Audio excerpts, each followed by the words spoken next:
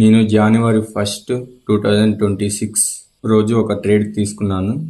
ఈరోజు ఆ ట్రేడ్ని మనం టెక్నికల్గా ఎలా అనలైజ్ చేయాలో చూద్దాం.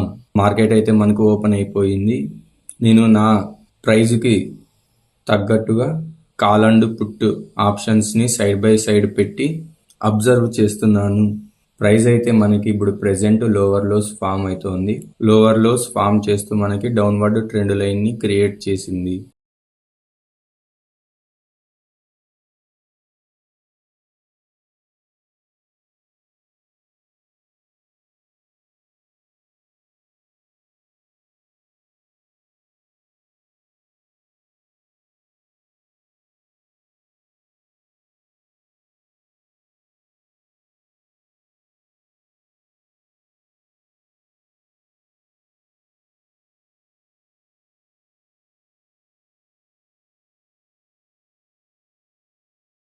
ఇప్పుడైతే మనకి ట్రెండ్ లైన్ని ప్రైస్ బ్రేక్ చేసి పైకి వెళ్ళింది. కానీ మనం ఎప్పుడే కానీ ట్రెండ్ లైన్ని బ్రేక్ చేస్తానే మనం ఎప్పుడు తీసుకోకూడదు. మనం ఎప్పుడు ట్రేడ్ తీసుకోవాలంటే ట్రెండ్ లైన్ని బ్రేక్ చేసి క్యాండిల్ ఖచ్చితంగా క్లోజ్ అవ్వాలి. దాని తర్వాత మనకి ట్రెండ్ లైన్ పైన ఒక బేరిష్ క్యాండిల్ ఫామ్ అవ్వాలి. అప్పుడు మనం ట్రేడ్ని తీసుకోవాలి. ఇక్కడ చూడండి, ప్రైస్ మనకి ఫెయిర్ వాల్యూ గ్యాప్స్ని ఫార్మ్స్ చేస్తోంది. ఇంకొక ఫెయిర్ వాల్యూ గ్యాప్ని మనకి ప్రైస్ క్రియేట్ చేసింది. ఇక్కడ కింద చూస్తే మనకి మల్టిపుల్ విక్స్ ఫామ్ అని, అందుకని ఇది మనకి ఇంకొక జోన్గా ఫామ్ అయ్యింది.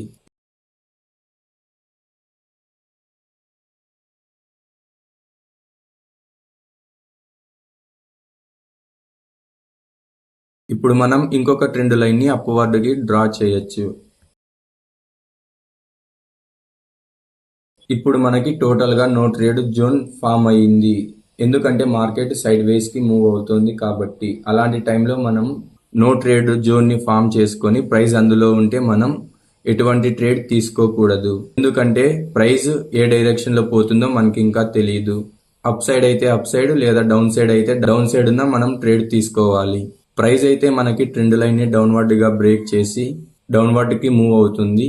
ప్రైస్ మనకి నో ట్రేడ్ జోన్ కింద సపోర్ట్ తీసుకొని పైకి వెళ్ళి అలాగే మిడిల్లో ఉన్న ఫెయిర్ వాల్యూ గ్యాప్ని టచ్ చేసి మళ్ళీ డౌన్వర్డ్కి వస్తుంది. చెప్పాలంటే ఇక్కడ నేను ట్రేడ్ తీసుకోవాలి. ఎందుకంటే ప్రైస్ ఫెయిర్ వాల్యూ గ్యాప్ని టచ్ చేసి మనకి గ్రీన్ కలర్ క్యాండిల్స్ ఫామ్ అయ్యి ప్రైస్ పైకి మూవ్ అవుతుంది. కానీ నేను ఇక్కడ ట్రేడ్ తీసుకోలేదు.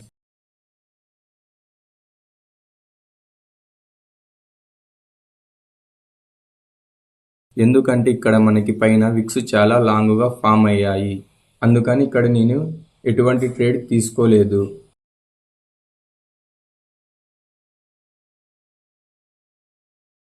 ప్రైస్ ఇప్పుడు మనకి డిమాండ్ జోన్ దగ్గరికి వచ్చి సైడ్ వేస్కి మూవ్ అవుతుంది.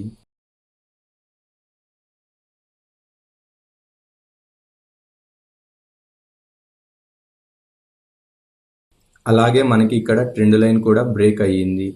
బ్రేక్ అయ్యి ట్రెండ్ లైన్ని రీటెస్ట్ కూడా చేసింది. అందుకని నేను ట్రేడ్కి రెడీగా ఉన్నాను. ఎప్పుడైతే మనకి ప్రీవియస్ స్వింగ్ హైని ప్రైస్ బ్రేక్ చేస్తుందో ట్రేడ్లోకి ఎంటర్ అయ్యేలా నేను లిమిట్ ఆర్డర్ని ప్లేస్ చేశాను. ప్రైస్ ఇప్పుడు నా ఆర్డర్ని ట్రిగ్గర్ చేసి సైడ్ వేస్కి మూవ్ అవుతుంది. అలాగే మల్టిపుల్ టైమ్స్ ప్రైస్ మనకి కిందకి వచ్చి డిమాండ్ జోన్ దగ్గర సపోర్ట్ తీసుకొని పైకి మూవ్ అయ్యింది.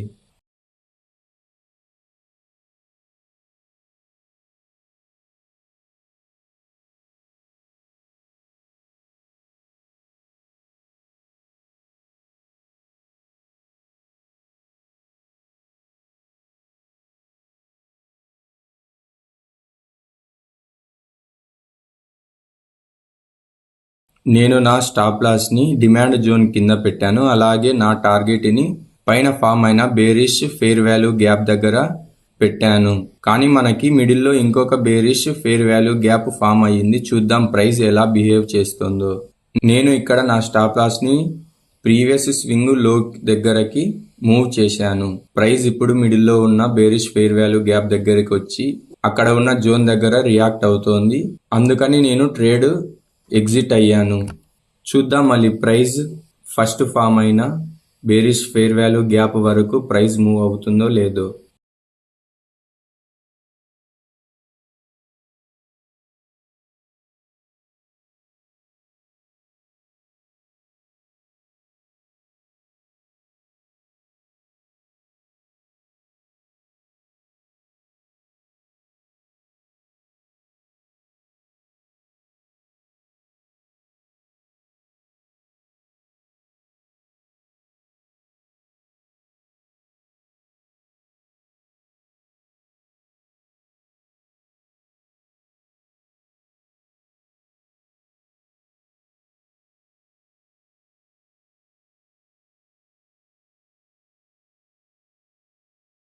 చూడండి ఇక్కడ ప్రైస్ మనకి ఫస్ట్ డ్రా చేసుకున్న బేరిష్ ఫేర్ వాల్యూ గ్యాప్ వరకు వచ్చింది.